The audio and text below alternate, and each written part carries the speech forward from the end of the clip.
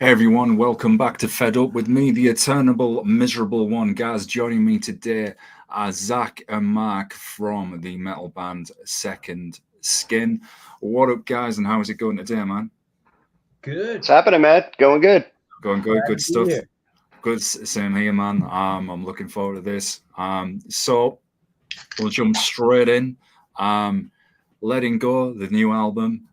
First thing I want to definitely explore is the album cover. You know, you've got like the skeleton dude holding kind of it looks like a skull with a kind of worm creature coming out of it. it's Yeah. it's actually supposed to represent a heart. Right. Oh, that was a good start.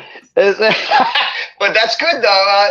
No, it looks like a little skull's in there. It's but that's kind of a cool added feature. But if you think about it, it kind of looks like a real heart with the veins. You know what I mean? It's like he's letting go. He's giving away.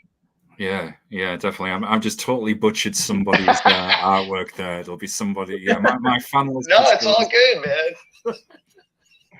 Oh man, that was a gasm. But it's supposed to resemble a heart. It's sorry, whoever did the artwork.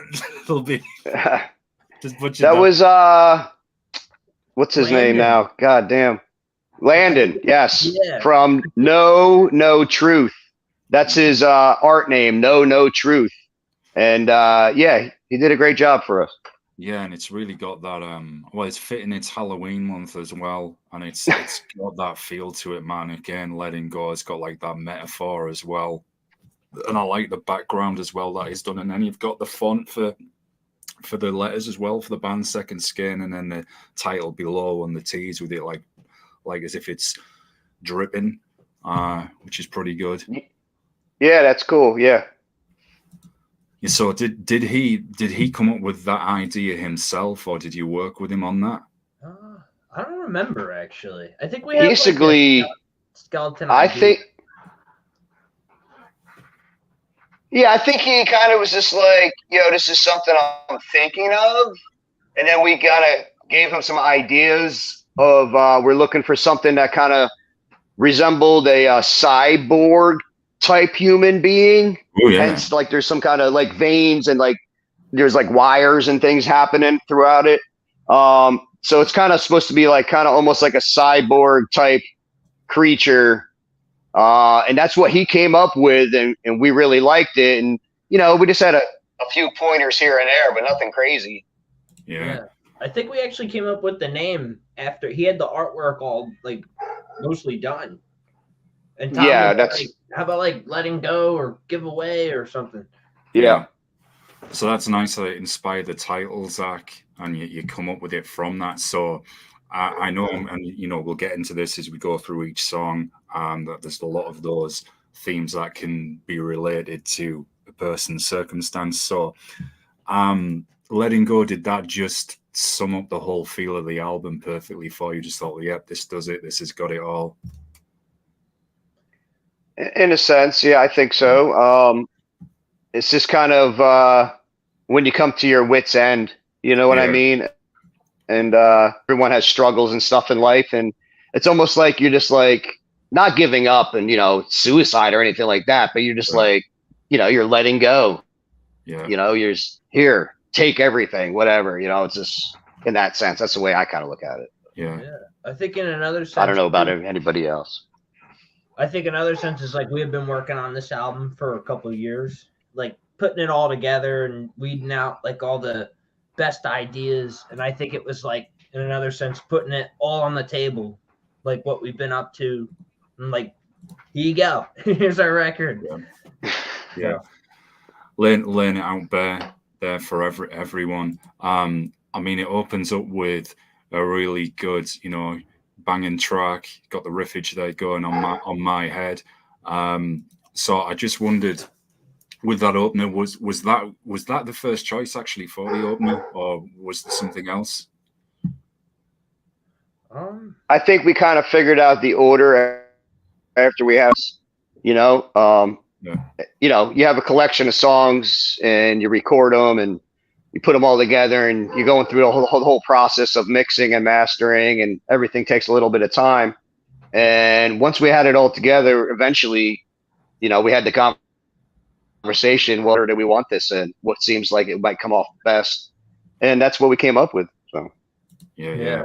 I think it comes out swinging. It's definitely one of our more happening songs, and I feel like we start off a lot of our shows with that one too, or like play it second. So it was like a good first one. Like, and people have such short attention spans too, so it's like I feel like it grabs you just with that accent.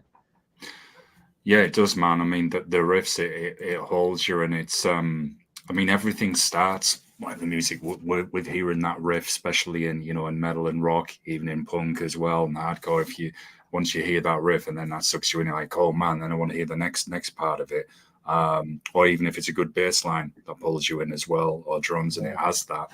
And I think with the styles that are on the album as well, you've got the heavier tracks, and then you've got some of the more mellow ones. I was mentioning to Zach off air when we get to this song, it's actually one of my favorites. Is one of the more mellow ones. Usually I'm on for the more heavier side, but I'm going to have to behave myself now because I can feel myself starting to nerd and get amped. And I thought, no, wait till we get to that song. I'm going to spoil it, man. I'm terrible. Oh, I'm terrible, okay, you're man. cutting yourself off. Yeah. I'm terrible. I'm like canceling myself. You piqued my interest. I'm wondering. I wonder which one it is. Oh man. I guess it will be a surprise. Yeah, you know what I'm like, Zach. If I start nerding, that's it. I'll go off on one, man. So I'll wait till we get it. So what's interesting as well with this, with the lyrics, there's a lot of what I feel. There's personal reflection there. Again, those experiences that we can all relate to. So I'm curious, was the songwriting for the opener, was that based on experiences you've all had and seen around you? Did you look at them and think, yeah, we're gonna take from that and put this together and add this onto the music? Yeah, pretty much everything that's written is generally based off of real experiences. Jesse has a lot to do with that, being the singer, and we actually put a lot of that on him, say, okay, here, usually what happens is when we start writing riffs and putting them together and putting the songs together, Jesse's in the background trying different things all the time, and certain styles stick, certain flows, even if they're not really, the words don't even make sense at the moment, then it's his job to then, when we're the music and we're like, okay, this is a song and we're going to record it. It's then his job really to make sense out of it and put it together. And generally he usually bases that off of real experiences. Yes. Yeah. It adds that bit of dirt and grain to it, doesn't it? It like gives you that authenticity. And it's interesting, the video as well that goes with the song is there's a point in it, I think it's about 2 minutes, about 2 minutes in, and you see kind of actually looks a bit like Pennywise from the It movies, like the I know what you're talking about with the head thing. Yeah, he's like he's singing with Pennywise. That was a happy accident. Zach did the video. So tell us a story on that, man. What happened with this happy accident? So we had footage of the clown, and he's like, turning his head. Yeah. And when you have it right when he does it, and I lined it up, and Jesse turned his head the same way, I'm like, dude, that's awesome. I gotta use that. Yeah. So it worked out. Yeah, it does, man, because it's like that. It's like that visual reference and metaphor for the themes in the song, like my head. So we can all interpret that in so many ways. But the obvious one, and the press release even mentions this, is fighting your own personal demons. Are we hearing these other voices? Is there like a puppet master behind us, something tormenting that spirit or whatever? Yeah. When you're in those like darkest moments, you could have a bottle in your hand. Yeah, or anything. It throws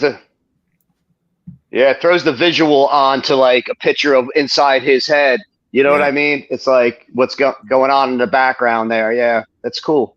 Yeah, and then with the coloring, and I like how you've gone for the extreme close-ups of the facial expressions on yourselves as a band, and then into the parts where you've got the riffs and the drums and the vocals, etc. going. So it's like and I mean this in a nice way. I can't believe I'm going to say it's like displaying madness here, not implying that you're all crazy. Maybe a little bit. Yeah, I think everyone's a little crazy in their own sense, especially musicians. Yeah, Everyone's got their own little thing. And yeah, I mean, it's a visual, so people relate. So it's cool. Yeah. So Yeah. how long did it take you to put that video together? Because there's that cool moment with the clock, and then you've got like the jail cell as well, Yeah. which I thought was interesting, because you could take that further and think, what if somebody made that wrong choice in a terrible moment, and that's why they've landed in that cell, and then they're alone in that cell on the night. And then they've got like the demon is continuing to torment them, or that voice is reflecting, oh man, what did I do? That was a moment of madness or something. So I thought that was the subtle hints there throughout the video. Yeah, the video. Well, Mark and I filmed all of them. Like, we all brought our cameras, and we took pretty much the same approach to all of them. I would say it took at least two, like our practices. We took 2 of those days, and we got together and filmed everything. And then Mark will clean them up, and put all like the black in the background, and then I'll stitch it together, and put like the extra footage and piecemeal it. So yeah, I think from start to finish though, from filming it to being done, it's probably about a 2-week process. Yeah. Yeah. Wow, yeah, it's a great one though. As are the other videos as well, which we'll certainly get to too. So In Vain, that follows up nicely. Again, it's adding that consistency to the themes within the album. Again, like the opening line, this way of life is killing me. And then, in fact, here I am down on bended knee. All the info around me is believed to be wrong.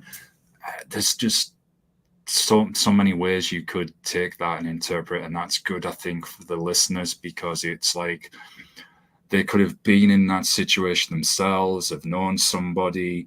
And I think it just gives that relatable quality. I mean, then it goes on the next line, like heavy toll on the brain. So when and as you mentioned, Zach, that this album's been in the works for quite some time, was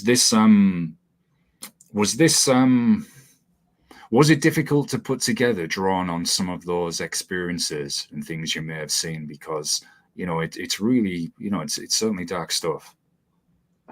Yeah, well, Jesse, I would say, like Mark was saying, is more like the mastermind behind the lyrics. Yeah. But I think he keeps it vague to a point where anyone could relate to it, and that's what I really like about it. Like, sometimes artists get like too personal. Yeah. Where he's a lot more imaginative. Yeah, there's like an openness to it. Like you're saying, like you're hearing the lines, you're in, okay, I've been on your knees and this is going on in your life. This way of life is killing me. That could relate to a lot of things. You know what I mean? And that's what's good for the listener, because they can relate to what they think it might mean or connect with themselves. Yeah, that's what's cool about gives it the that way, wide. Sorry. Yeah. Yep. Sorry, Matt, I cut you off there. Who's that? Sorry, Me? I thought I cut you off there. Sorry about that. Yeah, I was just going to add on. It gives it that universal wide range and arc with it. Right, definitely. Which like you said, for the listeners, like a really good thing. Yeah, because it's not just pitch and hold. You know what I mean? So yeah, it's not just like we're going to go down this one direction. So when you came up with the music for that one, the riffs and everything, did you get into a particular mindset, like just to get those nice feels with them, just to match those words? I think we came up with the music first. I think it was actually Mark came up with a couple of the riffs in the at the beginning, and then I think we came up with the idea to bring it down a notch and make it kind of quiet. But yeah, that's how that started, and then Jesse kind of just hopped in with what he had and painted the whole picture. Yeah, I would say on all our songs, not 95% of the time, generally the music's kind of approached first. And it depends, because if Jesse's in the room with us and he's throwing down ideas, which he does throughout the whole entire time we're writing, he'll usually wait till we have a basic structure and throw down some ideas.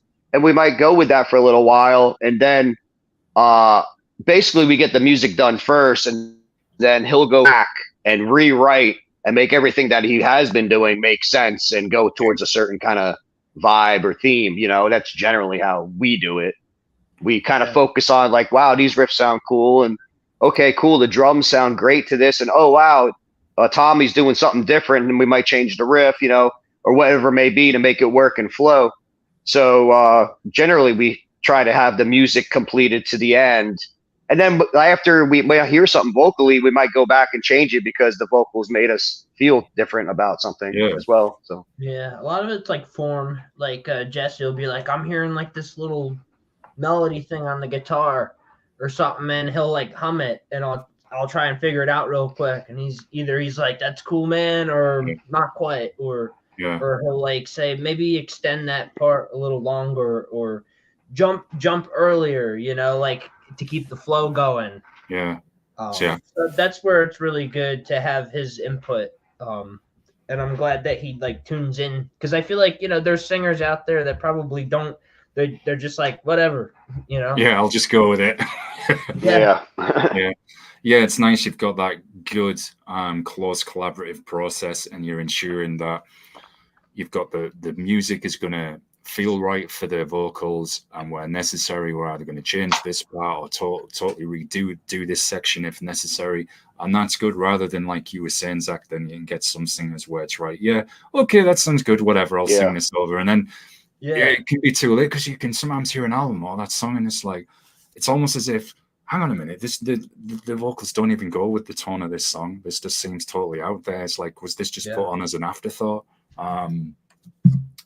So that's really good stuff. Now, I was talking with you both off air, and Zach as well, especially about one of the favorites I had from the album already, and it is actually small. And the reason is, man, I'm going to nerd here, is nerd away. Oh yeah, well, Zach, you know what I'm like, man.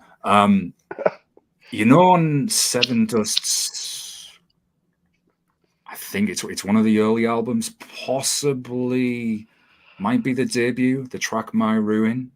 And it kind of had those feels where you've got the big riffs coming in, but it's just got something that kind of grabs you. There's the melody there, and it's like one of those tracks where I could sit down and think about something, reflect, I don't know, mistakes, bad decisions I've made, or plan something out. What am I going to go next? Even, I'm going to super extend the nerdom, even like in a quiet place, sat in a forest or something, listening to it, and I'll be thinking, hang on a minute, you're listening to hard rock in the forest. Sadly goes, I'm weird. That's my way of relaxing. Anyway, I digress. Okay. It's one of those that just pulls you in. Good. And it reminded me of My Ruin. I know I'm not saying it sounds exactly like that, but in the feels of, it's got the heavy riffs that come in, but that sense it's taking your mind somewhere, and one of those songs that definitely makes you think. So I'm very interested to hear how you come up with the riffs, because they are definitely there for that one, how long it took, and if that's one of the tracks that you all like from the album, if that's one of your personal favorites. Go ahead, Zach. Get that drink, get ready. Well, that song to me, that's really I would say that's one of our like darker sounding ones on this record. Yeah. And to me, it almost sounds like kind of druggy, like very like the person is like spiraling downwards to the point where they're like all these problems are arising, and it's diminishing the person who's dealing with it to the point where they feel like they're nothing. And I think I had like a cool like Roland Space Echo pedal, and I had this cool like chromatic thing. So I just started playing it, and Mark hopped in with like the wah, and he did like the little accents, and I think it gives a lot of atmosphere to the song. And then Jesse kind of hopped in, and then Tom had a lot of input with like the accents, like in the heavier parts. It's an incredibly basic song, but it sounds ginormous. Yeah. I think because of how simple it is. Yeah. I agree. It does have those feels, as I was saying in my little nerd tangent, and that's why it made me think of that song Maroon and other songs like that, where there's something about it. It's one of them. Don't get me wrong, I enjoyed the album, but that was one that it really made me listen. It caught my ears. I thought, ooh, there's something here. And I see what you're saying, Zach, about kind of like that dark, even kind of stoner rockish in a part as well. Yeah, it almost gives you like a very alone, like just that clean part. Like when it comes down again, it's like you're sitting alone, like in the dark. Yeah, you know what I mean. It's you just got like I think in the video there was like a candle lit. It's just like you feel alone. It's got that very late night. I don't know. Sometimes when I listen to music, there's like a late night vibe to it too. Yeah, I don't know if that makes sense, but no, it does, man. I guess that goes with what I was saying about the feel of it as well. That there's something about it, and that would certainly. Oh man, that would be one of those that you could literally play as kind of like that. Kind of, and I don't mean this in a bad way, but an interlude track where everyone then stops, mushing around, headbanging, etc., and they've really got to listen. And then there's obviously the parts where they obviously can headbang to it because it's there.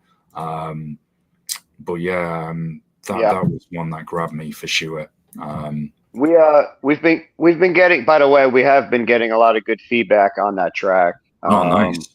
I have people that take me on the side. We just played a show a couple of weeks ago, and people take me on the side and they're like, "Hey man, that track Small is awesome." And a lot of good feedback on that track, and not even asking people, just people coming up to us and saying, "Hey, we really connect with that track." So it's cool that you're feeling the same vibe. Yeah. Oh, definitely. So I'm curious, I know you've played a couple of those shows, and some others I looked. What's been the response to the new songs so far? Have people been feeling them, and has there been any other tracks that they've mentioned where I said, man, I really, really can relate to this one, really enjoyed it? Yeah, I'd say the response has been pretty good. Like this is our first one we've put out as this lineup. So in a sense, it's almost like our first record. So I think what response we have gotten has been really good. People are like, yeah, dude, Sekond Skyn, you guys are back, killer songs. And I think, like you said, Small, a lot of people really like Small. I think this album has a lot for everybody. If you're into acoustic ballads, if you're into like straight up ragers, if you're into like that, half and half, like you said, where you have to really listen, but then you can headbang to it. It's got something for everybody. Yeah.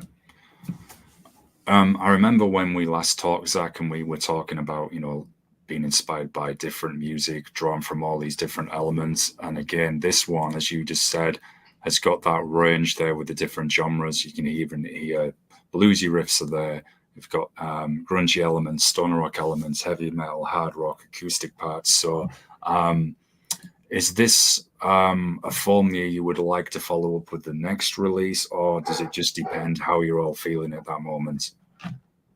Oh yeah, definitely. I think we're just kind of who we are, and I think we draw from a lot of different influences, and that's something that kind of sticks with you. a lot of times I don't think we aim for a certain thing. We just aim for something that sounds good. Doesn't matter what genre it might be in, whether it be something slow, like starting out like small, and then usually any one of our songs usually end up getting heavy somewhere. I mean, there's usually we build it up to a certain, level, but I think we like having that melting pot that we can grab from whenever we feel something or need it and go there and not feel like we're selling out or anything. It's just who we are. We draw from a lot of influences.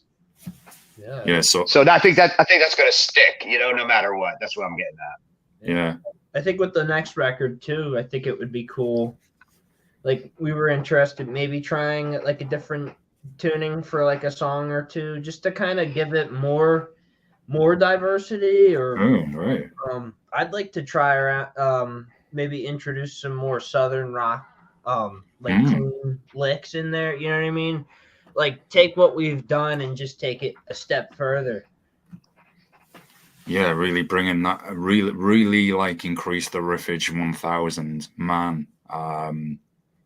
Yeah, that would be. I'm trying to behave myself here because I'll start. I'm getting a visual already, but yeah, that would be pretty killer, man, for sure. So coming to running, this is an interesting one. Another one, I get the sense of a person looking back on their experiences in life, either what they're running from or running towards, again, can be interpreted in a number of ways for the listener. So I know you all, as you've said, you make the music first and then, the lyrics are put on afterwards. So well, yeah. For this one, though, how did you all feel that particular style really went with the title for this one? I'm just curious.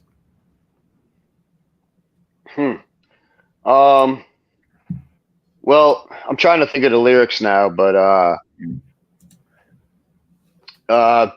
basically, I mean, I don't know. I'm pretty straightforward when I visualize a song. I try to visualize things when I hear lyrics. Like I make up my own visions in my head. Yeah. But basically, somebody that went away came back, and maybe some people they know or loved ones have passed away. Maybe be from hardships in their life or whatever. And at least he's saying, at least that's not me. That's not me. You know what I mean? Yeah. That's what I kind of vibe from that song. But I picture. I don't know. I mean, I guess that's one way of. What's up? Oh yeah, I was saying. What'd you say? Not to cut you off. I was saying it was like what you were saying, like all this stuff's going around and happening to other people, but it's not happening to you. You're just like the straight line in the road that just keeps going and keeps experiencing these things until it's one day it's you. You're the tombstone that the crow is on. You know what I mean? Yeah. There's one lyric in there. Yeah. He's like, 22 years of running and I've worn down some shoes. Yeah. I was thinking of that one scene in Forrest Gump where he keeps running. Forrest Gump keeps running. Yeah. Run, Forrest, run. And he's got the big beard like me, and he's like, I don't feel like he's put on a lot of miles. Yeah. That's He's experienced a lot. Yeah. That's just what I don't know why. That always comes to mind though. Yeah. Yeah, but basically with that song, I think I came up with that opening, the blues riff, and it's not the opening riff. It started off as an opening riff, but then Brian put a bass line to it, and now we have Brian start the song, and then the blues riff comes in, and it kind of builds, Yeah. Yeah. So that's kind of how we approached it. We kind of make sure we have like either an intro into a verse, into a chorus, and we have a certain type of formula we kind of follow. Yeah. And doesn't blues just add that little bit of dirtiness in with the riffs as well? Yeah. I think it's awesome for that kind of music, especially if you combine it with heavy metal as well. It just, just puts that something on it, like a sprinkling of dirt, but in a good way. Yeah. Nice. Yeah. So, coming on to Wounds, the next one. And I know there's a few folks tuned in, so feel free to drop any question, folks. I'm doing a deep dive on all the songs for y'all at the moment, so we can get that out there for y'all. But you're welcome to put some questions, and I'll ask the guys. So Wounds, this is an interesting one as well. The video is what went along with it.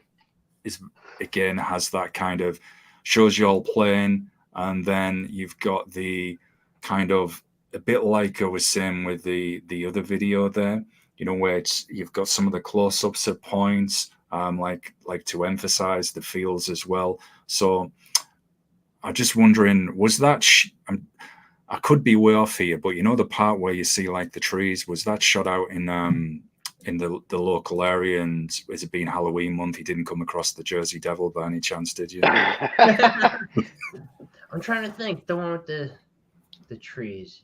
Now, so far everything's been shot inside. I'm trying to think of the part of the trees. What right part you put in? Wounds. Oh, okay. I know what that is then. I think Zach just basically threw that in for an effect. Yeah. The beginning. Yeah. The real beginning. Yeah. Oh, yeah. Okay. I got you. Yeah. I just like, I don't know, just trying to set a tone, I guess, and like just make it creepy. Tom was like real big into let's make this one creepy. Each one like had a theme. Like one was like kind of nuts, one was dark, and this one, let's make this one creepy. So yeah, I guess the trees were just like atmospheric, but yeah, I think there was one part he was saying like let's make it like the Evil Dead. You know, like with they're coming to horror movies.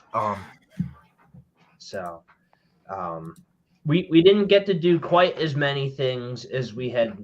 We were like on a time crunch, but we did do that one, man. I think that one we had like a week and a half to get done. We were like, because we were trying to line everything up.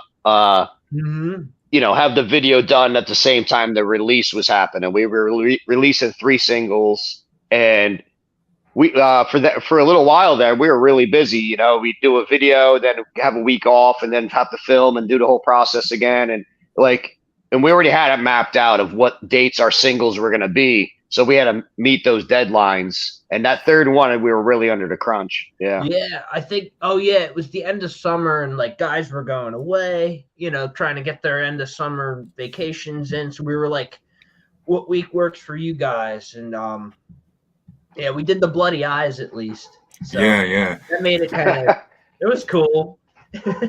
That one grabbed me, and that's why I wondered if there was kind of that horror vibe there.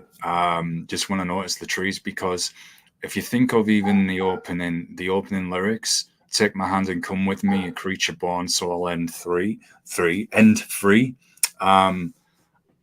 There's already got kind of vibe again, because it can be open in interpretation. But if you try to take it down the horror sense, right? Is it this creature that's being born, that's seeking its freedom at whatever cost? It's going to do whatever. And then it goes on to say one of the verses, now I can't see, it's a new life now where all your wounds are healed.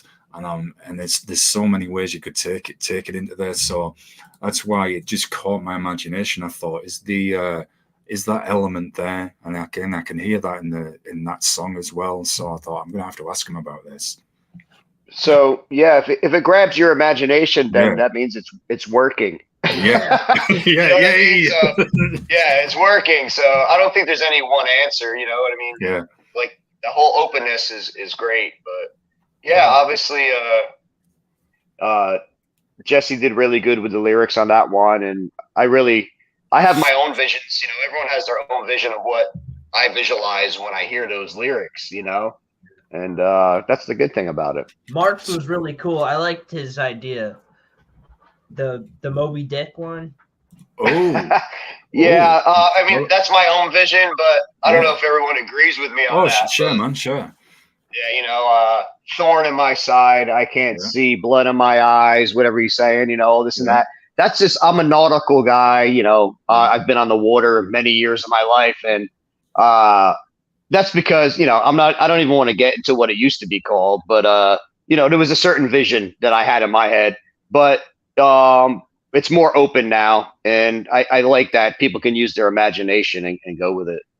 yeah. And that's what is awesome with music and film as well, and even novels and things, how they can stimulate that imagination, and especially if you've already got an overactive visual imagination that I have, which can be annoying at times. I think I mentioned this to you last time we talked, Zach, where it can be terrible, like in the middle of the night, and I'll get an idea come in my head about something, or it can be sports music, and I'm like, I just stop, man. I need some rest now, and it doesn't go away. I Your terribly, mind's racing. Yeah. yeah. The worst was at college, man, because it'd be like, I've got an idea, say for for this assignment, I've got whatever, and I'm like, it's all right, I'll be up in a few hours. I'll wait, and I'm like, it's all right, it'll go away, and it won't, and then I mean, being musicians, you'll know this so well. It's just you have to get up and just make those couple of notes, or do it there and then, or that's it, it's gone. Yeah. It's Yeah. yeah, it's just something you've got to go with and do. So you mentioned something interesting there, Mark, that you've been out a large part of your life on the waters and on the sea. So, is there anything you've seen that's ever been mysterious out there? Or that must inspire sometimes some of your music playing in a way, from things you've seen. Or am I totally going off here? Just wondering. Not really. I mean, Mm. I would have to say, I mean, there's nothing that I experienced out in the water that I'm like, oh my God, I got to make a riff about this or write something like that. Yeah, You know what I mean? Not really. Yeah. I've seen some cool things on the water, definitely, Yeah. but nothing that I'm like, oh, I got to write a song about this. Yeah. No. I was just wondering. I just Go on. Go ahead. I was just wondering the reason I asked. I remember there was a guest recently. I'm getting terrible for this. I'm forgetting which guest it was, and who was mentioning he was very interested in like the ocean and writing music and songs all based around that. So when you mentioned that, I thought, I wonder if any of that. So that was why. Yeah, it wasn't yeah. completely random, as it may Yeah, seem. I'm one of those seas guys, and Yeah. I like pictures of ships and being on the ocean and pirates and all that whole vibe and fishing, and that's just part of my life because I've been there, doing it a long time. So I enjoy it, but everyone thinks the same as you do. You know what I'm saying? So when you're in a band, so it's not like we're like, oh, let's write some songs about the ocean. It just ain't really happening. Yeah. Second waves, the next album. Mm-hmm. Yeah. But that's been one of the beauties of this show, man. Some of the answers I get to can be, are often completely different. Perfect segue into I Tried, as I just did. So, okay. I'm curious there with I Tried with. So this is another one that again this one's a killer because it's open for interpretation as well. It's like, again, that first line, you can see her in the dark of night, so don't worry about nothing, she's wasting your time, the river runs deep, the water ain't right. And it goes on, and it's an interesting one because you can look at it from a horror angle, or you can look at it from, say, a relationship that you may have been in or you are currently in, and say things aren't quite working. So this was particular quite I thought quite a multifaceted one that you put together. So again, can you tell us a little bit about that and how you synced up the music as well? Go ahead, Zach. Loaded question. I think this one started with the music. I think we had like the arpeggio in the beginning. Zach had I know Zach had the beginning riff. I guess I had the arpeggio, and then I came up with like the little like da, da, da, da, da, da, da, da, da. I always loved like the Scorpions, and I always thought they came up with like really cool, like catchy single note melodies, and just that 2 guitar interplay. So I thought that was cool. And then actually when we wrote the song, I thought it was one of the more like it was lower on my list, but then after hearing Jesse's vocals and recorded, it actually like went way up here on the list. Like everything flipped, and I'm like, wow, that's such a cool chorus. And I think Brian is really into that chorus too. Like when she's walking the streets for Yeah. a fix. Yeah, It's really cool. she's looking for her fix or something like that. Yeah, Yeah. it has like that late night, like that late at night kind of vibe, like, you know, walking in like an alleyway, look at almost like a symbol of something, like just a force looking to take down what's around it. And you know, Mark had a lot of the heavier riffs, like towards the end, were really cool, and I think it was it's a song that constantly builds, and it's so colossal that chorus. Again, it's super simple. And it leaves it nice and open for Jesse to do these really cool vocal. My friend listened to the record too, and he's like, I love the way Jesse bends the note.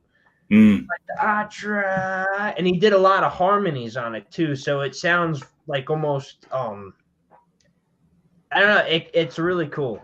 I like that one a lot. Yeah. And you know, man, when I read through the lyrics as well, and I was mentioned it could be taken in a horror vibe. Again, as we've been saying, a lot of these are open to so many different interpretations and visions that we all have. But if I'm going to look on the horror side for a moment, Halloween month, so that's the excuse I'm going with. But you could even think of a vampire in a sense. Going out there trying to get their fix of blood, you know, going in like late night streets down an alleyway, and you're trying to get out. I never thought of that, but yeah, you could throw that on there, that whole vibe. Yeah, or like Jack the Ripper cool. Or something. Yeah. Well, and like then, you know, with it. Anybody that's like a little bit out there crazy, going to do something to get their fix, you know. Yeah. Another example of open for interpretation. Exactly. That's why I love doing deep dives on all of the songs, what's in there, what's behind them, and seeing what we come up with. For that reason, especially because chorus as well. Like I tried, God knows I tried. When she's walking the streets for a fix, you know, and right. Well, it's almost, it could be like, if that person was lucky to escape that killer, Jack the Ripper, or that vampire, and say, I know that vampire could be a person, say they loved or something, and I was a fully fledged vampire saying, look, I tried to stop this happening somehow, or I tried to save them, or I knew, say, I had to end this vampire for me to get away. And look, I tried, but I had to make that decision. There's so much, and out of their control. Yeah. And they tried to control it, but they can't, so they have to get their fix so that they feel somewhat normal or whatever. Yeah. And I dig it. I like where you're going. Thanks, son. You could almost think of it as like like you're trying to help this person go from here to here, and you put in at the end where he's like, I give up my soul and all of my time. It's like you could put so much into helping someone, but if they don't want to be helped, there's nothing you can do. And it's like, I tried. Yeah. Like saying, God knows I tried. You were trying to help that person. And as we say about many things in life, when that person doesn't want to be helped, or isn't going to get that help themselves, you can try as much as you humanly possibly can. If there's no comeback from the person you're trying to help, you know, they aren't going to put in their little bit. Sadly, there's nothing you can do.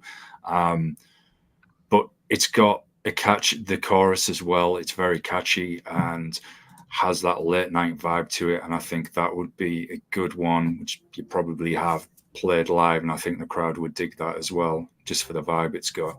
Yeah. Yeah. So moving on to, you know, the next song, 40-Year Lie. This is one again, man, like all of these songs, and like the central theme of the album, is about relatable real world experiences. But as you were saying, Zach, doesn't get too personal, but then can still be open to interpretation. And I thought this is, it's got that dark element in there again, because it's talking kind of about, you know, like it opens up with harsher the words, but at least the truth gets told. It's like someone then forcing to face the reality of consequences, such as some fools chasing dragons, waiting on wings to fly away. To put kind of a little hip hop reference in here, for those that may not know, one of Necro's songs, I think it was Chasing the Dragon, you know, all about drug addiction and everything. So I noticed that and I thought that was cool. So is that song in reference to any of that, for problems with addiction? I don't know. I don't know necessarily what it is, but I know a few years ago Jesse learned something that, like, when he told me and us, I was kind of like, wow, dude. I don't want to speak for him, but to something with his dad. But anyways, it's like you could. It's basically. Go ahead. I didn't mean to cut you off, Zach. Go ahead. Oh yeah, it was like basically like, to me the song is like, are you more comfortable living in your comfortable lie, or is it better to rip the Band-Aid off and tell the uncomfortable truth? And, interesting. I think when that is exacerbated by, in Jesse's case, you know, since he's a child, to learn what he learned, you know, I think it's a little mind-blowing. Yeah, it's basically just like it says, you know, realizing something after 40 years and thinking something else and knowing the truth, you know, it's shocking, whatever the experience may be. You know what I mean? Like, wow, I didn't know that. You know what I mean? And so, and I'm sure a lot have lived with that, you know, being told one thing and then you find out another and you're like, wow, I've been living a lie, you know? So it was kind of his way of expressing what was going on, you know, and we'll just leave that one open for interpretation as well. Yeah. That's the best way. Yeah. Yeah, definitely. I mean, as you get further into the lyrics, it certainly gets pretty dark. And as you just said, Mark, like, if someone's been living in that reality and then it's all harsh truth, like, man, this is actually it, and I never thought it could be this, that, or whatever. So it's a powerful one, folks, but a very good song. Definitely want to check out. So I think I did ask you this earlier, but when you, I don't know, you have the music ready first, so when it's really powerful words like that and powerful lyrics, do you take that extra care, both as guitarists, then to really select that it's got the right riffs, the right everything to go with it, so it really carries the words, puts that across to the listener? Yeah, I think right off the bat, Jesse's good at delivering that feeling of connecting with the riffs, connecting with the song. When he writes, it kind of comes almost naturally where it kind of connects. Some, like Zach was saying earlier, sometimes Jesse might say, hey man, can you try that? Hey, can you do that? And we'll do that. But a lot of the times, you know, I mean, it's not even that he surprises us, because we're not surprised anymore, but he has a good formula for connecting to what we write.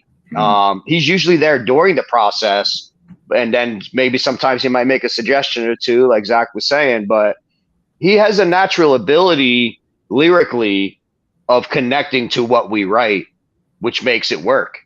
So Yeah, he does his homework. so we yeah. Go ahead, Zach. Oh, yeah, I was gonna say. I mean, he definitely does his homework when it comes to, singing and laying the harmonies down. And I think we're working with Mike Orlando too. I think Mike, he's like, just do this take, do that take, do like a talking take. And I think just having more is better than not having it, because you can always cut it out. Yeah. And Jesse also plays guitar and bass a little bit, so he kind of has his rounds in, playing some riffs and stuff too. So yeah, and as you said, if you've got more, then you can always use that in another song somewhere down the line. It's better to have that rather than say, right, we haven't got enough, as you've said. What I noticed as well, which is pretty cool, you're number 20 on the Metal Contraband chart, so that's good. Word is getting out there for sure. And hopefully that continues. Do you have any planned special merchandise to go alongside with the album? Any special hoodies, anything like that are going to drop? Yeah, I'm pretty sure. Like right now, I mean, we kind of did what we did. We released the online, and right now we're actually going to make up physical copies of CDs. They're still somewhat viable. People like to buy stuff and have something in hand. So we're doing that, of course, and I'm sure we'll be printing up shirts and hoodies this Halloween season to go with the winter over here in New Jersey. It gets cold, so I'm sure we'll be getting some hoodies and have the artwork that we already have involved in the album to go with it.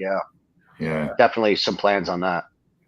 Yeah, that's dope, man. We'll have to. Why don't you have to send us your address? We'll send you out something. Oh, that would be tight, man. Yeah, for sure, definitely do that, and I'll make sure to tell people correctly about the artwork now. Say, oh, dude, that looks like worms. It's art. Yeah, thank you for being so kind there, because man, if that was the wrong kind of guest, their head could have exploded. Like, dude, yeah. Nah, it was. We don't. It's just all cool. Yeah, for sure, man. So I remember when we were. It's good you brought up that you're going to do some physical CDs, because when Zach was here last, and I think we were talking about vinyl and all the different formats, and how and again, that point on vinyl has come up with pretty much nearly every guest, because we've seen a demand for vinyl now because of the artwork you can do in that, and people like to own it even just as and I've said this in every show, but as even an art piece, what they can put on the wall. I've seen pictures of people doing that. Because of that demand, it's now so expensive to record in vinyl as well. And and I'm not kidding, man. Honestly, I was talking with one of my friends off the other day about one of the shows, and I was saying, because now we obviously mainly we consume music digitally, and I was saying, if CDs do totally phase out, and I said, do you think bands would still kind of look at doing a booklet still to go with it? And I know there's kind of that argument, well, they could just do the digital version, but would that be another possibility where bands and artists could say, okay, we've got the digital, but you can buy kind of the booklet that's got the lyrics, got the concept, some of the breakdowns into what we did, say, creating the videos, how we put the song together, bloopers, outtakes, that kind of thing. Concept driven probably be easier, because you could say, well, here's kind of the story and format to go along with the song. Because I'm just wondering, what I'm interested in is if CDs totally go, and they're having gaming, because mainly everyone gets the games digitally as well, are people still going to want to have some kind of, and we're seeing it with vinyl, physical memento of that band? I'm just wondering what both of your thoughts. I believe so, that physical pieces are good. Whether or not be a booklet, I don't know. I mean, I can't say. I mean, I don't know about you, but I don't know if I know any bands that release a booklet, let's say, without some kind of Got to be something with it, CD or album or whatever to go along with it. Yeah. Yeah. I mean, I think it's good to add a booklet into a CD format. I mean, you know, a booklet into CD or whatever it may be. Yeah. You know, usually it all comes down to money, I think, you know, an aspect, you know, what you can afford and what makes sense. Vinyl is very expensive. It's very cool. I would love to have stuff on vinyl, but I don't know about releasing a booklet sense. And no, I don't know. I think we're figuring it out as we go, just as you're trying to figure it out. You know, what are bands going to do? Yeah. We're kind of just rolling with that, you know. Right now, CDs still you know, viable. I'm sorry. So that's what we're gonna do. We're gonna do some CDs, you know, and go with that. It's already out there digitally, so anybody with a cell phone or headphones or a computer can listen to it and access it. But I think it's important to have something physical. Yeah.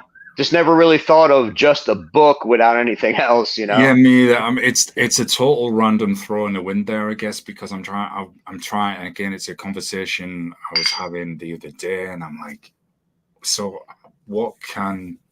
I know some bands have been doing like those, and again, it's kind of the fun vinyl, you know, like the little figures with like the bobbleheads. What are they called? Those pop? Yeah. But I'm like, some of this stuff really isn't cheap to do. And I mean, you know, because often friends will say, oh man, I want a skateboard with the band's logo on. I want this. I want MMA rash guards. I want this. I'm not saying I haven't said any of those things myself. And then when you talk with people from those bands and then you find out just how much everything costs. Nice if you've got an unlimited budget, but if you haven't. Yeah, exactly. You know, we have to be smart about things, take the steps that make sense, you know? Yeah. Somebody was saying. So yeah, I mean, it. Oh, sorry, Mark. Go ahead. I'm good. Go. Oh, what? Go ahead, man. You're good. I don't remember who said it. Jesse, get some Sekond Skyn condoms made. Yeah. God, what? I mean, that all works, you know. Condoms, keychains, fucking, you know, whatever. Beer cozy. All that merch shit. I mean, it all helps. Yeah. I mean. And we can do all that stuff. It's just we're dysfunctional in certain ways, you know. I think every musician likes to concentrate on the music and get things done, and then now you got to hit the other side of it, which is all the work and all the things, you know, that go along with it. So we could be better at all of that, but we are getting better, and we'll be having some things. Yeah. What's hard? Oh, sorry. No, it's okay. No, go on, Zach. What's hard is everything is changing so quick too. Yeah, it is. You know, I really only started learning about this stuff, like how to promote your, you know, the marketing side of it, and over like really the last 2 years, I've been really trying to study it, and it's always changing. It's like you have to be on every social media thing. You have to, you know, we were on the fence, like, do we get CDs? Do we not get CDs? But it's the cheaper option. Do we get vinyls? It's so expensive, but it's in right now. T-shirts are always good, sweatshirts and all that. But yeah, it's just really hard, you know. You don't ever really know what the right call is.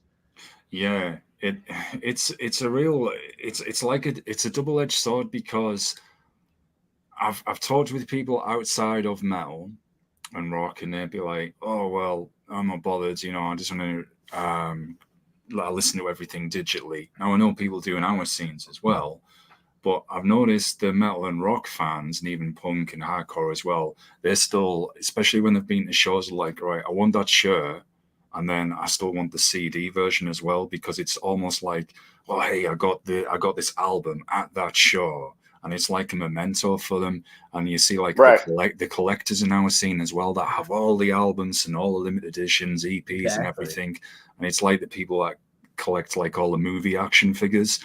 So there's I think there's always going to be that element. And look, I'm not bashing any other music or saying, hey, they don't have their dedicated followers and people that would like those mediums, but it's just something I've noticed with talking to people from the different music scenes, that scenes in metal and rock, they still seem to want to have the physical CDs as well with the shirts, because they say, look, I feel like I'm really supporting the band. I know you can still do that digitally.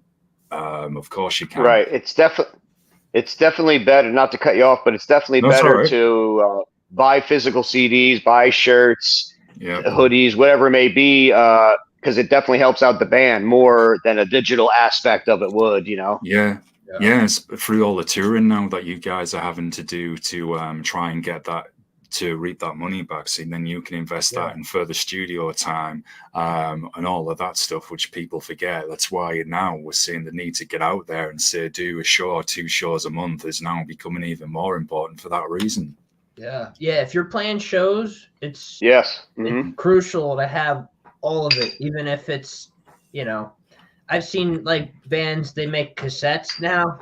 I guess, I don't know, there's like a niche cassette crew coming back, I guess, but hey, that's cool if there's a market for it, but you have to play shows. Yeah. You have to, if you're not playing shows, you know.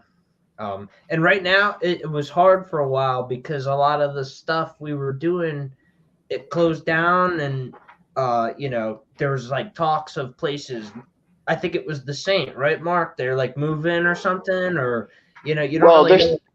Yeah, there's certain venues because of everything, you know, the last couple years ago, you know, with the whole obviously the whole club scene got torn, you know, everything went up in the air. It's like, what's going on? And a lot of clubs in our area did close down, original clubs, which is really sad, you know, played there for years and things like that.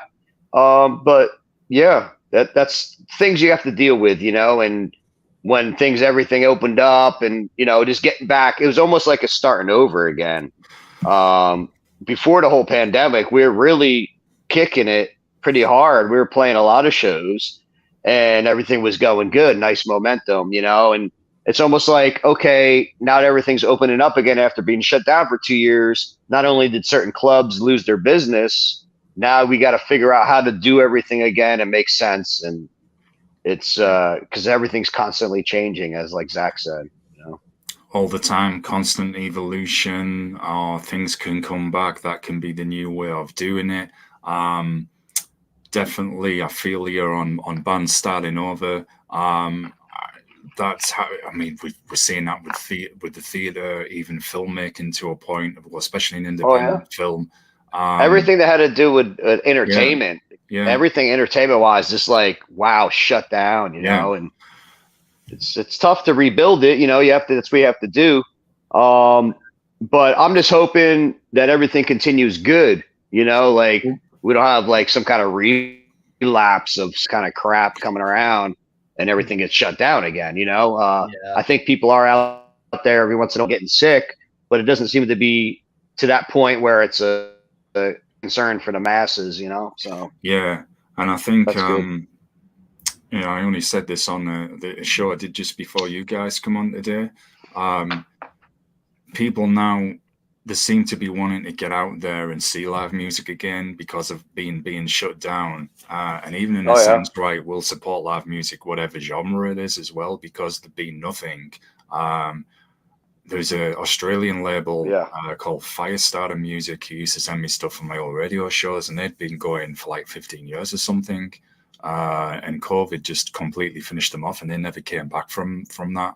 And it's sad because the scene they had down there had everything, all genres mixed together, because they've got a lot of those kind of towns and cities where it's not like got a, say, a huge dominant metal scene or a punk scene or whatever scene. Everyone's kind of lumped together. So that was, I must remember getting an email off them one day, because I've only come back myself recently after a few years. And when I came back and got that email, you know, like, hey guys, sadly, you know, we've ceased operations after so long. I was just like, damn, man, that's so sad. Getting back as well, I can't help this. It's my mind and humor. When you mentioned Jesse's idea for the I'll call it alternative merchandise, man, that would be a horrible album cover for sure, wouldn't it? Sekond Skyn. No, what's funny is Trojan actually has, they call them skin condoms, where it's spelt like we spell it, Skyn. Yeah. So it's kind of funny that happened. Yeah. Trojan, We'll get a Trojan horse. music endorsement. We'll get a condom endorsement. yeah. Coming next for the next Next album. album cover will be a condom that's about to like blow up. I don't know if you've seen the 40-Year-Old Virgin when he's like trying to blow up the condom and he pops it. It's funny, man. I recently talked with a band called they're from Canada, from Quebec, brutal death band with Necrotic Gore Beast. I mean, and we were doing like a deep dive like we are now, going through the song titles, and we were just laughing because they had songs like called "Masturbated to Death." So I was like, so what inspired this? Yeah. Yeah, trying to be professional about it. Yeah. And the crazy thing is, Mark, one of the guys told me that he said it's funny as like, we were all laughing because it's like super over exaggerated theater, really. And he was saying the crazy thing is he'd looked up like just a lot of these just randomly on the internet and found real like articles from these events that happened. And he said that had actually happened to some poor guy, and there was other ones. And I'm like, yeah, we were laughing like we are now, and I'm like, but this actually happened. I'm like, there's some dude who just looked too excited. You weren't expecting that. You're like, wait, this is real? He's a legend. Yeah. It's like, usually in like I say, you get, so what are the themes and lyrics behind this song? Oh well, it's this, that, and it's like, this one's like, consensual castration and stuff like that. I was sat there, I'm like, I'm in pain just asking about it. Yeah. It's like, a painful topic. Yeah, I'm just like, oh man. But yeah, that was an hilarious one. Turning the attention back to your so coming on to oh man, what an appropriately named track to follow on with what we've just been giggling about, and we're on about interpretation. So I'll try and put on the serious face. Down to it.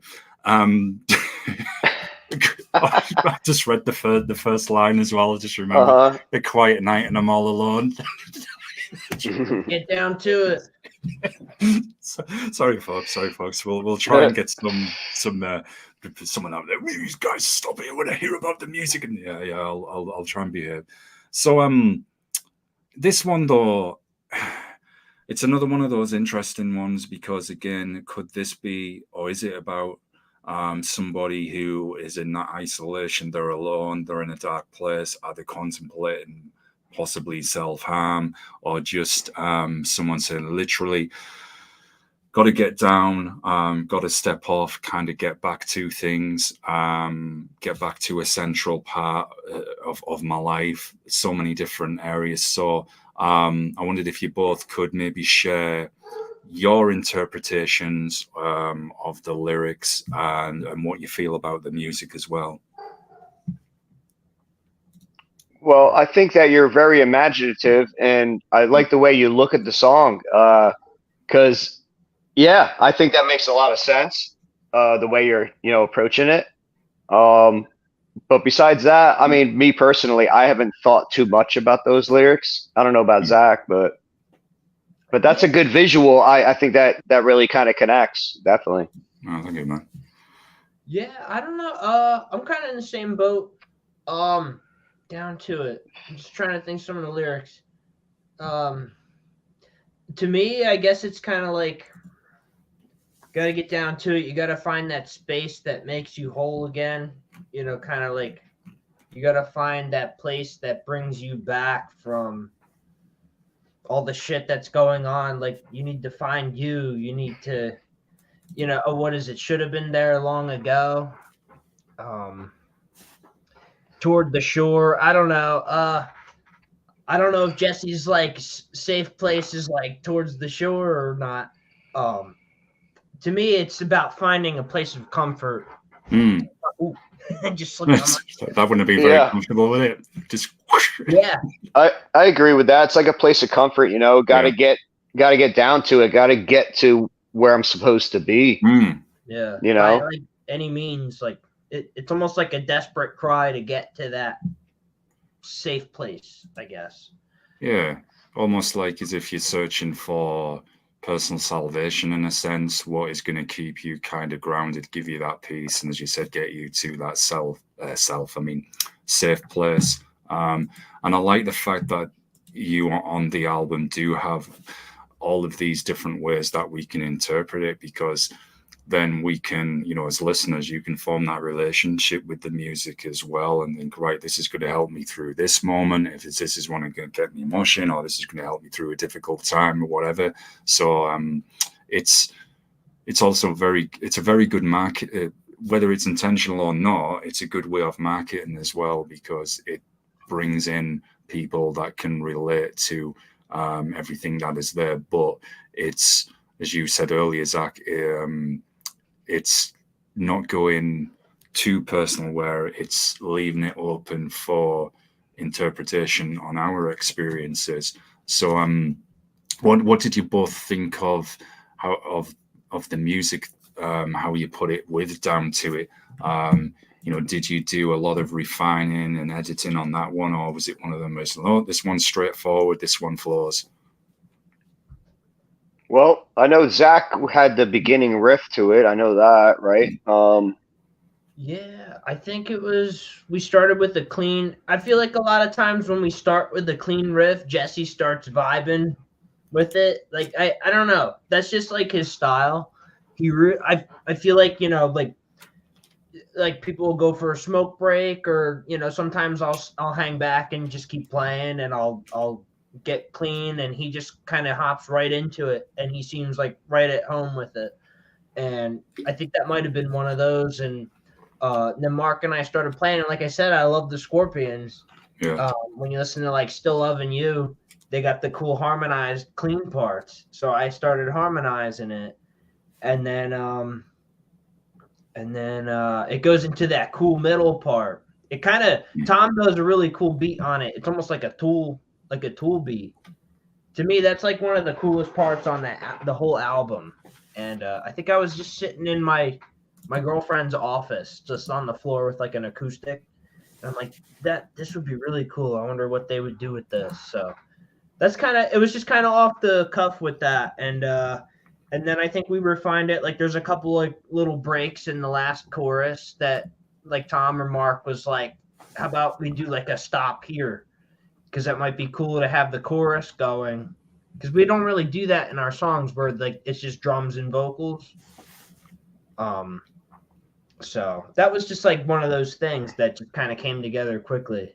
Yeah, just naturally all at the right moments. Yeah. Yeah, it's really, really cool. And sometimes that's just what happens in the best way. It just comes together and gets out there for sure.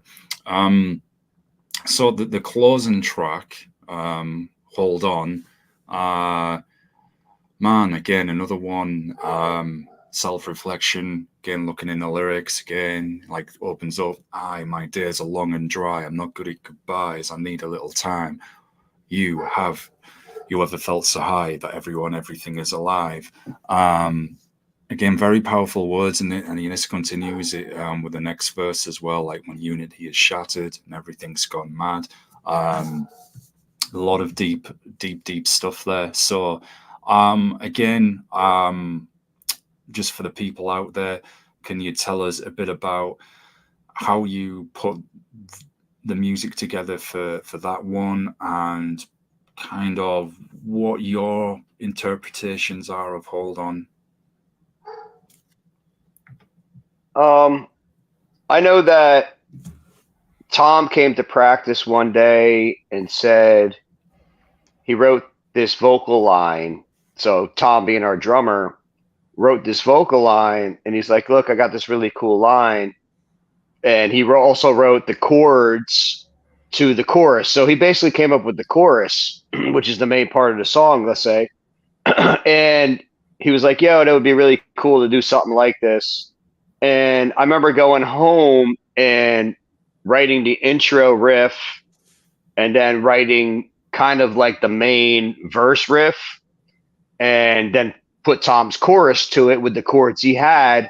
And that was the basic structure for it. then Zach went and did all the candy parts over the whole thing, and that's how we kind of put it together. And then Jesse went back, keeping the chorus the same, but he went back and wrote the verses for it, and just bringing it all together. And it's kind of like a picture of, you know, the way things have been going on the last few years, where unity is kind of a thing that's not always there. You know, a lot of people think different ways. A lot of people have their own visions of what the world should be or where we should be at. And saying, hey, it would be great if we were back where we were, what we once had, you know, and that's the unity and love and, you know, and living life together. It's because things have gotten crazy over the last few years, you know, be it, you know, political views or, you know, the way people should be living or whatnot, maybe being the woke cult type culture. Yeah. And yes, exactly. So it'd be great to go back to where people weren't that offended. You know what I mean? Yeah. And, you know, you're able to talk and not worry about certain things. But, yeah, that's the way I look at it is, you know, just like the lyrics say, when, you know, when unity is shattered, you know, and everyone's gone mad, you know, it'd be great to have back once we once had, you know, and that's basically the premise of the song and the message behind it. Yeah, this was a fun one to write. This was, I think, the only one we wrote backwards. Where we don't take our that's interesting. Where like Mark said, Tom had a thing called a tongue drum. It's kind of like a kalimba or something, and he had the little mallets, and he's like, I bought it, but I'm gonna return it. I thought it'd be cool to use it on a song. So he's like, what key should I buy? And you know, it had all these different keys. And I'm like, A minor is good, go with that one. So he came in and he figured it out, and like Mark was saying, he had the chords. So Mark and I were sitting with our acoustics, and Jesse and Tom already had the vocals, so we kind of just put the chords to what they had, and then it kind of reminded me of like GNR Lies, where they just kind of winged it in the studio acoustic. And I'm like, it'd be cool if I did like some little slash licks in there, you know what I mean? Like just like layer it up, but keep it nice and simple. And yeah, that was another one that came together really quickly. And it's like we don't have any acoustic songs, so it would be cool to like maybe close out the album with it or stick it in the middle. And then I don't even think Brian didn't even have a bass line until he went in and recorded it at Mike's. You know, he just like hopped in and did it real quick. And yeah, that was a lot of fun to do. So. It's an interesting close, man, because it's got that mellow edge, but the darkness is still there, and it's interesting, Mark, what you were saying, and kind of you in and out, like you know how a lot of people now are offended, and you've got the political landscape, which is man, I could probably do a whole season. It's divisive. Yeah, it's kind of like it's divisive, you know, and. Kind of like if the whole world goes into chaos, are people united, or do we all go in our little box? Yeah, which sadly is happening a bit at the moment, Zach, as well, with you know what we're seeing happening. And it's one of the things, like I remember when you know I had you here with me last time, Zach, and I was saying I feel like I should put a disclaimer out on every show. Warning, I may repeat some of the same points I've said to get home the message of unity and blah, blah, blah. Oh, when I was talking. But, you know, it's as things come up, folks, we sometimes can go over the same point. There's a disclaimer in a good way. But you know, we see this now. It's not just with polytricks, as I call it, movies, wrestling. I'm a huge pro wrestling fan. I'm going to be watching NXT actually when I'm finished talking with you guys tonight, as they're going head-to-head with AEW. I actually do lean to AEW, but I still watch them all. But how people kind of talk to each other, man, like we're all not going to like the same thing. We can disagree. There's no problem with that. But it's like, oh, I'm going to kick your head and just because you've heard your WWE or whatever. I'm like, you know, and I think that's the bad side of social media. where it's brought that in, where it becomes like a verbal boxing match. And I'm like, come on, man, where's that kind of, where's that middle ground you were kind of hinting at what we had before? Yeah, it brings out the keyboard warriors. Yeah, the keyboard dancing squad, yeah, for sure. Yeah. I don't like your album.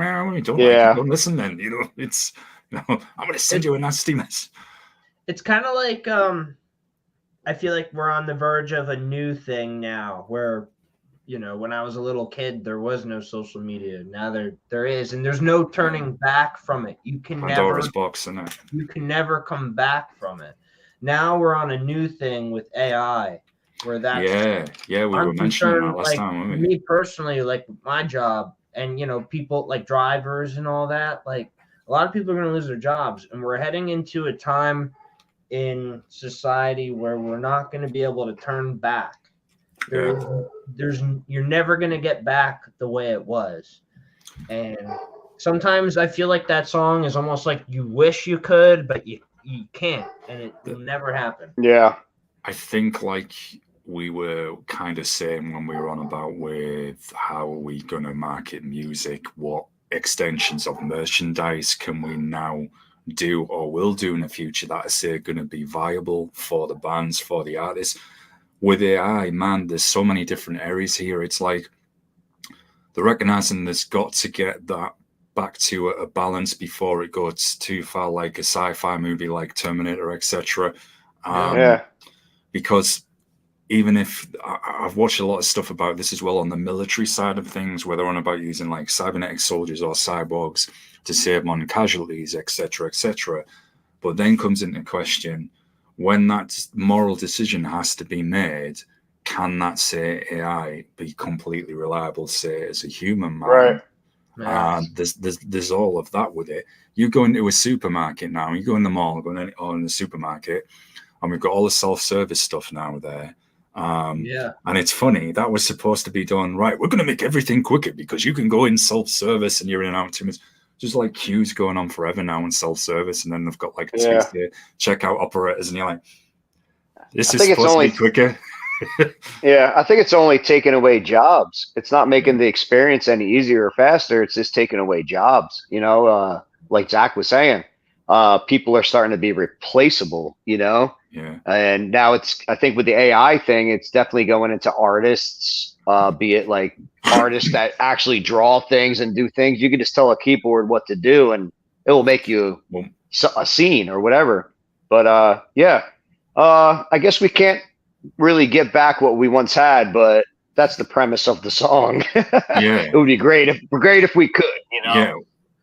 We've got to get that balance back across so many areas where sometimes, even if we disagree, we've got to think of the bigger picture for global stability, national stability, security, defense, peace, etc. Otherwise, you can get violent extremes rise on both sides, which does absolutely no good at all. Doesn't do good to anybody. Yeah, it doesn't. It doesn't. And when Zach was here last time, we were talking about AI and how could this be used to, say, plagiarize someone's music, you know, rip the voice off. We were talking about that, and I've had kind of mixed feedback on that from people I've talked to. Some bands have been, hey, you know, whatever, it's still not going to be me. If it helps get the word out about my music, fine. And other people have been like, no, I'm not really crazy on this at all. I thought someone can take my music or my voice and then put something out there that's not right. I've been seeing clips, you know, recently they'll have James Hetfield singing like a Rihanna song or whatever it may be. You know what I mean? Like having his voice, and that's all AI. You know what I mean? And it's funny, but then again, it's like, wow, how far is this gonna go? You know? You're gonna have all these people who can't get into their bank accounts and stuff. You know, hey, I'm Zach, and you know, I approved that. I mean, I don't know. You know, it's good for like a comedic sense, I guess. Yeah, agreed. You know, like when people are mixing Ozzy with like Take On Me with Crazy Train, like that's funny. But how are you gonna? You can't relate to that. That's this whole thing with like the Writers Guild, like with TV shows. They were trying with Netflix to have an AI write a whole season of some show, and they're like, it sucked. There's no feeling to it. Like, who would want to? I mean, listen, there's plenty of people who make music that have no feeling in it, but like to have a machine do it. Yeah, no, that's a good point. I mean, that was a very subtle. Totally agree. Yeah, you can definitely hear the dollars in the music. There's no soul there. I think I said it before. It's like when you see those daytime TV shows. Sometimes they've got like the session guitarist in the background. It's just going. You can see, yeah, there's nothing there. There's nothing there. It's not really playing. Yeah. Yeah, but yeah, that's a problem because we've got. I mean. And it's another. I mean, music, of course, it's subjective, but there definitely is a lot of disposable music as well. I'm not saying all pop music is bad. There is still good stuff that gets out there. But man, you hear sometimes and you're like, just what the hell is this? It's just, and then it's forgotten about. Yeah. You know, as quickly as it came out, it's clearly forgotten about. It's like, yeah, whatever. I certainly don't go on and be a keyboard warrior and rage about it. Just like, yeah, whatever. But it's a very it's certainly a reflection of the current times, sadly, and hopefully we can get back to a better place or a balance that we need. This is one of the reasons why, mentioned this to every guest on every show so far, but it was one of the core tenets on rebranding as Fed Up and coming back. I thought, right, let's get on people, not just on from music that I like, everything and anything. Do deep dives, have organic conversations about what inspires, why they're doing their art, get some positivity back out there, certainly have a giggle as we've been doing, and have it open. And literally every show can be different. It can be from literally one extreme to the other. And but I'm cool with that. It's interesting. So yeah, I can totally relate to what you're both saying. So when you I'm just curious as well, Mark. I asked Zach about this last time I was here. So when you're, when you're playing your guitar and you're practicing, jamming, etc., and you get a certain feeling, or if I say sent you, oh man, I'm going to contradict myself here. A human AI, I guess. I send you a title or some lyrics or something, and I say, right, man, can you play something that'll go with this? Do you know when you see those words and look at it, just kind of like how you're going to play, just the emotion that's going to come in the sound, if it's like an extension of it? I know that if I read something or lyrics or something, it's automatically going to make me feel a certain way, because that's my vision of what the lyrics may be my certain vibe and feeling. So yeah, it definitely affects you. If you have a blank slate, then you're going to do whatever you want. But if you have something that's presented to you and what your feeling is to after reading it, it's definitely going to affect the way you would approach it. Just like the song we were just talking about, Hold On, where Tom was like, look, I have this, and I'm like, all right, that's cool. He's like, see if you can come up with something. And obviously I was thinking about what he was doing to come up with the rest of those, riffs and verses and stuff like that. So yeah, it's definitely going to affect you. And there's, it's just a different way of things. You can approach things like, I write so many riffs sitting on my couch or on my bed, at my own house before I present them. Whereas if you're presented with something, you're like, okay, what am I going to do to this? And you might come up with a different couple options and then just kind of present it. So if you encounter those moments, where you're not quite feeling what you're playing, you can't seem to get anything out there. I asked Stack this before when he was here with me. How do you personally get past those? Because you must encounter those difficult moments where it's just like, man, I'm not feeling this, or I just can't seem to play what I'm wanting to play. I think sometimes, if you get in a writer's block, let's say, and you can't seem to get out what you're thinking or trying, sometimes it's best to put the guitar down and pick it up the next day, try again. Those writer block things happen, and sometimes riffs come real easy, sometimes they don't, sometimes they take a little bit of work. Usually you keep on working on those riffs that don't work until they do. And until that point, you don't really say, hey, check this idea out until you have the actual completed idea. So that's the way I approach it. Yeah. So it can be sometimes in a sense like if you're boxing, repetition, refining your technique, and getting that rhythm kind of it's going to work until you're happy with that. I'm usually the type of guy that's vocal about if something's not working in my mind. I'm pretty vocal about it. I'm like, I'm not feeling this, or hey, that's not working, and I'll usually be pretty quick to vocalize that. Just to open up the conversation of what else can we try. Maybe let's keep it open and not go down this vibe. Let's try something else. Yeah. I'm not big on playing things that I'm not into. Yeah. Normally it's a whole band is like, yeah, this really sounds good, and we go with it. But if it came across something that any one of us didn't really like, usually someone's vocal about it and says, hey, you know what? I'm not feeling this. And with that, we might even be like, okay, cool, let's try something else. And you just try things that, different ideas until they work. Well, that's the best way.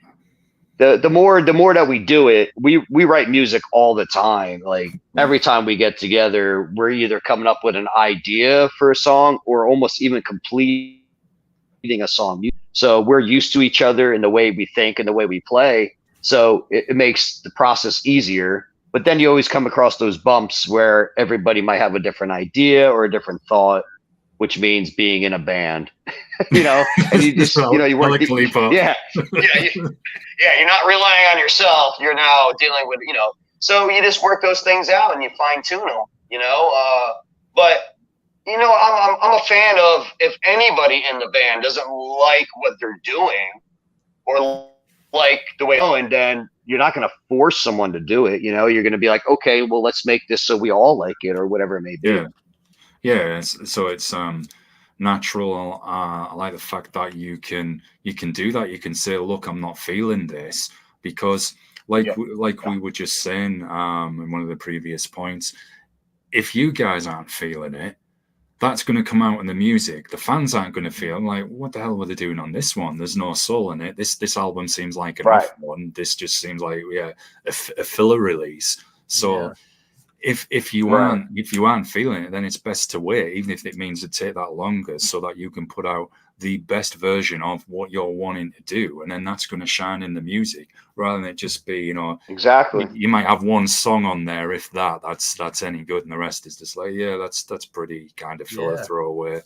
What's cool about Sekond Skyn is that, like, even when I joined the band, and we've been probably playing together almost, not quite 10 years, but like might as well be. But we're like I think we know each other well enough to where we know, this person will probably not like that. But we have a threshold of where we start out, and if it expands, awesome. You know what I mean? And it's cool because my friend was listening to the record, and he's like, man, you know what I really liked about this one? He's like, everybody sounds like they have a voice in this album. Everybody had it started like this, and everything went off, like all five people went off, and it felt very democratic in my opinion. It's equal, represented equally among all five people in the band, and what we like, and as a collective, it's very sound and it's focused. Yeah, it's how it should be. Like we've been mentioning the theme on getting back to or finding that balance again, and that's especially helpful when you're in a band, so you're not all killing each other. I'll tell you I'll tell you this one off air thing. I'm just remembering a story from an Australian friend of mine when he was in a band on tour, and how he described a very similar process, you said, but it was in a more colourful manner, I shall say. But I'll tell you both off air about that one. Before saying, no, tell us now. Well, the polite way of putting it, I guess, he just said, in my terrible impression of an Australian accent, he was like, you know, guys, when you're on tour and you're sharing a room together with your mate, you've got to be bloody able to talk to each other. And he's like, you can't come near me now, mate. Just F off. I've just shit myself. And I was like, he said, I was like, I see where you're going with this. That's kind of. Yeah, that's kind of how it has to be. You just got to be kind of upfront. Yeah. But not a dick. What it comes down to is, as a band, when you have 5 different people together, you have to be able to communicate. You know, even if someone doesn't like it, you just need to communicate. You know, and get your feelings out and what it may be. A lot of times we all think the same, but there's always times when, you know, and being able to communicate and work it out is what makes the difference, and continues along as a band and make you stronger, you know? Yeah. It's be it musically or vocally or whatever it may be, you know? You took the words out of my mouth, man. I was just about to say that's got to be one of the core tenets. And again, for any kind of relationship, is that compromise, agreeing to disagree when necessary. Because if not, you're just going to be going around in circles, man, and just be continually sparring, just nonstop. I've got to ask you both as well. What did you enjoy the most about making this album? And as you were mentioning, you've got to be able to communicate. Were there any moments where you all encountered a difficult patch where, man, it just didn't quite come together this day? Definitely. There's times where I feel like we walk away from something maybe a little defeated. Like, shit, there's like one thing we couldn't pinpoint. Like, I think it happened last week. We were coming up with a riff, and then it was right under our noses. You know, like, I think it was like a middle part. We're trying to figure out BPMs for our next record, and that's the thing. If you play something too fast or too slow, one of the riffs is bound to lose that feeling that makes it what it is. And we were coming across that with luckily only one song, and it took a while to kind of figure out that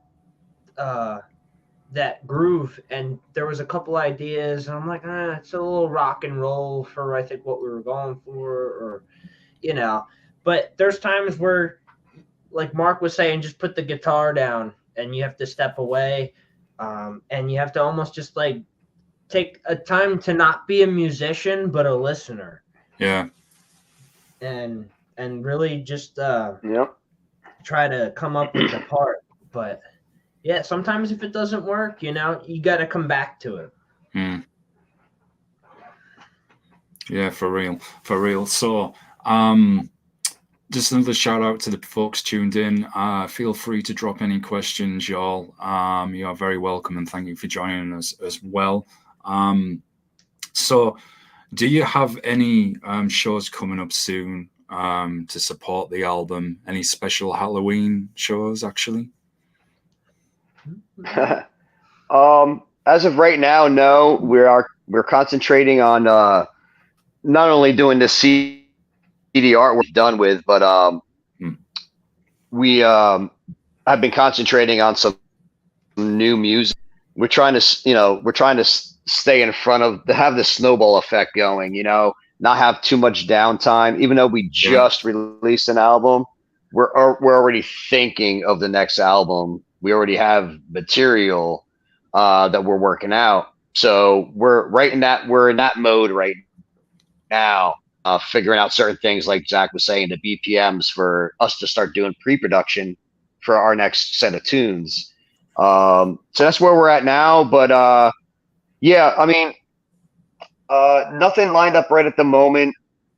You know, I know the holidays are up, but I know we just got offered, it's not this year, but it's next year. We just got offered some kind of show for some kind of horror thing or something. What was that, Zach? Did you see that? Yeah, Brian sent some kind of horror-thon. A horror fest, but it's in June. Yeah, we're going to play a horror fest. Wow. Yeah, some kind of June horror fest, but it has to do with Halloween.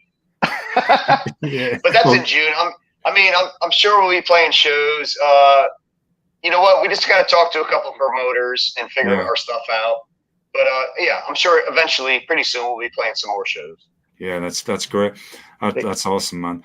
Do you so you're already working on the next release then, and I get the sense you're obviously wanting to, not stand still, use that momentum. So I know this is a very premature question, but I'm going to ask it. Do you have a kind of time frame for a release? Are you thinking like 2 years on or next year? Or just see what happens as you've made the music and then see? Just put you on the spot. I mean, in my mind, it would be great if we could turn something around in a year. That's where my mind is. If we can make that happen or not, I guess is to be seen. But we do have a lot of material already, which is half the battle. And now just setting it up, doing our pre-production recording, fine-tuning it. That's going to be a whole process in itself. But hopefully we can accomplish this within a year. Yeah. I'd rather it not take 2 years to do. Yeah, strike while it's hot. Yeah, I think yes. With this record, it was hard because again, COVID was going on, and it was like our first time really doing this in this new way. With putting out singles and doing the whole online thing. And we had to make some contacts. We were working with Song, and it was good. So we have a repertoire with her, and I think now we kind of have a formula, like how we know we can make our own videos. We know we can. This time around, I think Mark and I are on the same page where we kind of want to record the guitars on our own, at least, So I think that will expedite the process significantly, rather than having to drive to a studio and record certain things, But yeah, I think at this time we can do a lot of stuff in house. We definitely need a professional studio for certain things. Definitely for drums and definitely for vocals. It makes sense and it's going to come out the best. But a lot of the early work, which is laying down guitar riffs, we can actually do in house, and that's going to hopefully speed up the process. Yeah, and it'll help. It's investing as well, because it'll help keep those costs down as well, rather than doing everything externally and cut down all the traveling. Total off-topic moment here, Mark. I mentioned this before we went live, and I've got to, because when I can, what I'm going to ask. I do follow the X Games and motocross when able. So I can see that bike in the background, man. Are you a follower, avid practitioner of motocross yourself?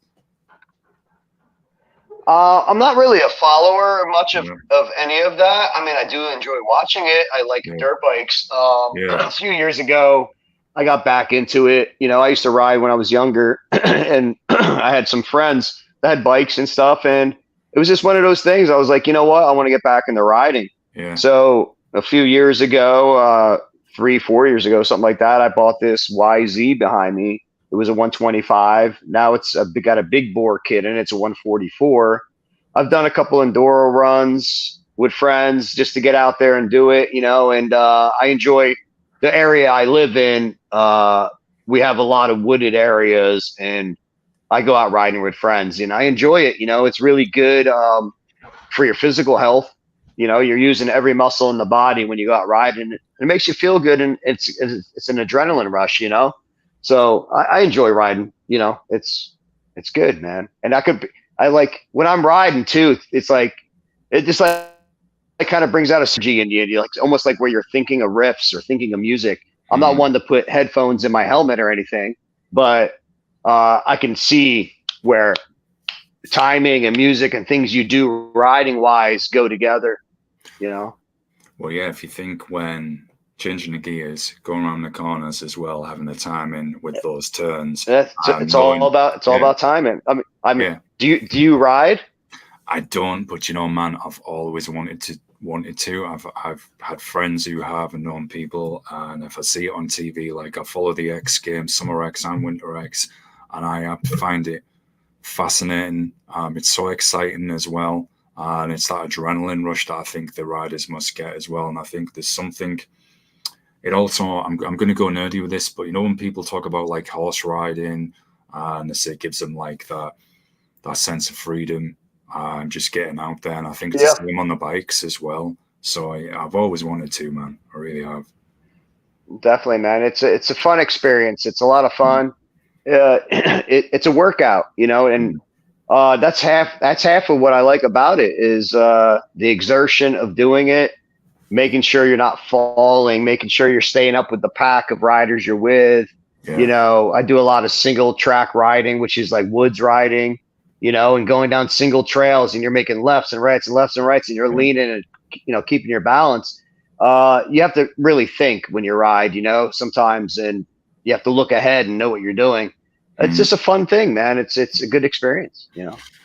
It's I can see again how you're relating it to the composition of music, because it's like we've been saying, the timing, the body position as well. Sometimes if you just get that body position wrong for a second, that can alter the balance, and that's when people can do the falls. You see it. Anyone who follows the X Games, and when they're doing like the huge junction, will go up the ramps, or even just on when they'll have like kind of a dirt bike race, and you'll see one of them will fall off, and it'll be like, they'll show you on the highlights the body positioning was just that slightly out for that second, and it changed it all. I mean, you see that. You see it in NASCAR, Formula One, all of those things as well, timing. So yeah, man, for sure. No, those guys on X Games and all that, man, they're real serious. You know, they're doing crazy things, and they're putting their life in jeopardy, man. You know what I mean? Like some of these backflips they're doing and stuff like that. You know, it's crazy. But they're skilled in their craft, you know. I definitely put more effort towards a guitar than I do riding. So, but no, I enjoy riding dirt bikes, man. It's a great time. Yeah. It's we have to get a bike. We have to go riding together. Yeah, I used to ride all the time. When I was a kid, you know, teenager, I used to ride all the time, and I don't know, we sold the bike, and then we just didn't have a space to ride it in, and now I'm all out of practice. But yeah, I would love to do it again. That'd be awesome. It's so exciting, man. I think anything that we can do, I'm a believer in kind of physical activity as a whole. And it just gives you that kind. It's almost like de-cleansing you from all that negativity as well, and getting away from it all. And then again, if it's just so super exciting, high adrenaline as well, I'm all for that. Anything like that, I'm a sucker for watching. That's why, you know, I mean, pro wrestling certainly has its problems at the moment. We could do a whole other show on that, but it's just the over exaggerated humor and choreographed stunt work that I just find very entertaining. So that's what suckers me in. Folks, I know there's still some of you out there. If you do have any questions, let me know, because I've kept the guys on for a long time. Believe me, Zach knows this from last time I was here. I can talk, and I'm conscious of I do want to let them get some chill time, because they've got better things to do than sit here with me all night. So get those questions in fast if anybody has them. With that said, is there anything that you both, I always say this to guests towards the end of the show, is there anything that you would like to shout out about, you know, shouts to anyone or anything we may not have covered? I'd personally like to throw out a couple shouts. One would be to Mike Orlando of Adrenaline Mob. He recorded our album. He has a studio called Sonic Stomp in Staten Island, and he's got a real pro setup. And we went and worked with him on this album, and it was great. Awesome. You know, he's a great musician, and he gets it, you know, and he was able to bring us in, and during the hard times, the COVID times, you know, we'd go in there and he'd be checking our temperature, you know, every. Oh yeah. But anyway, great experience, and he's a really nice guy. Yeah. So, but it was a great experience working with him. We've been working with Song now, Allison, as you may know, and for this album, and she's great to work with. It seems like she really gets us, knows we try to work hard, and she seems to respect what we do, and we respect what she does, you know. And so I'd like to give a shout out to her, and obviously for setting up this interview as well. and that's about it. I don't know about you, Zach. Well, Yeah, more or less the same. Yeah, and just to all the people who've come out to our shows and who bought our album, have even took the time to listen to our album, and you guys for having us on the show. It's Oh, you're always welcome. good talking to you. Likewise, And, man. yeah. I Thank you. really enjoyed our Yeah. conversation tonight. Yeah, me too, man. It's been a blast.